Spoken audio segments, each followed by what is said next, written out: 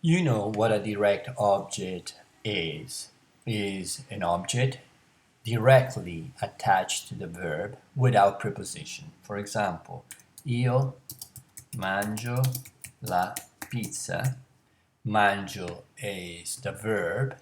La pizza is the object directly attached to mangio without preposition. You don't use with, con, you don't use for, per, etc.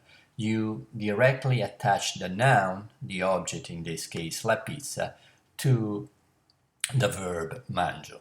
Now, we talk about direct object pronouns for those pronouns that replace the direct object. So, for example, if I don't want to use la pizza, but I want to replace that with a pronoun, the equivalent of English it in this case, for example, I eat pizza, I eat it.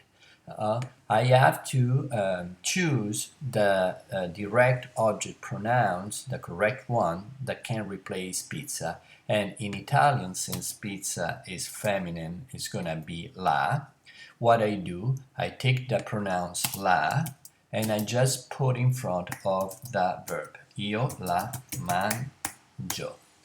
Okay, let me just give you another example. I meet Antonio. Io incontro Antonio. I meet Antonio.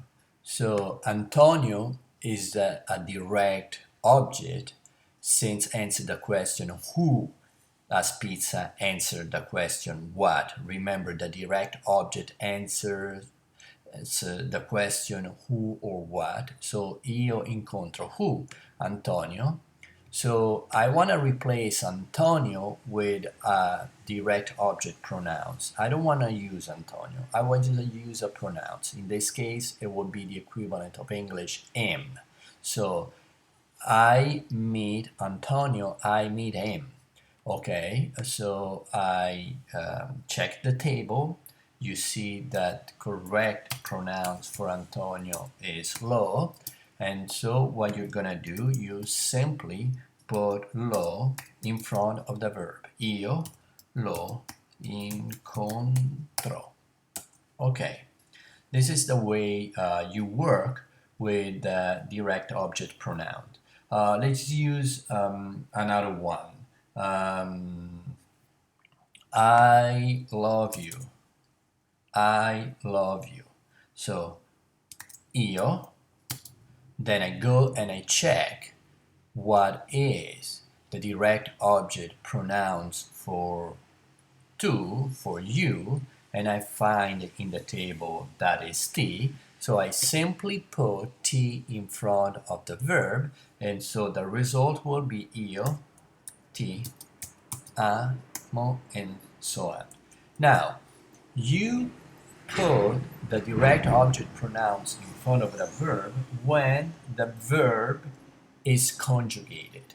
For example, is a present tense, is an imperfect tense, or as we will be in the next chapter, a passato remoto. But if instead we have to use an infinitive form of the verb, you already know how this works. We simply drop the last vowel of the infinitive of the verb and we attach the pronouns to the infinitive form. For example, I think I know you. I think I know you. You know how to say I think. Io penso, then in Italian we use the preposition the before we attach the infinitive verb to know, in this case conoscere, because the preposition di is required by the construction with penso. So io penso di, and then what is the verb to know? Conoscere. But I have the pronouns ti that I must put somewhere here. So I simply drop the final vowel of the infinitive verb and I attach the pronouns. So I think, I know you. The result is io penso di conoscerti. Or they say like this, for example, io preferisco mangiare la mela. Okay, now I don't want to use la mela. See, la mela is the direct object. I prefer to eat what? La mela. Now I want to replace la mela with a pronouns. So which one is the, in English would be it. I prefer to eat it. Okay, the Italian, you check your table and you see the direct object pronoun for la mela is la. Okay, so let's see what is going to happen here. Io preferisco. Then, since mangiare is an infinitive verb and la mela is connected to mangiare, what I have to do, you drop the last vowel of mangiare, so io preferisco mangiar, and then you attach directly the pronoun to the verb. So io preferisco mangiar la. Okay, there is another case, and the case is when we use the direct object pronouns with the modal verbs. The modal verbs are dovere, potere, and volere. And in this case, two things can happen. Let's use the same example with mangiare la mela. Okay. Io voglio, or posso, or devo. And then I have mangiare la mela. Okay, so I want, I can, I must eat the apple. Now, I want to replace the apple, and I know that the pronoun for the apple is going to be la.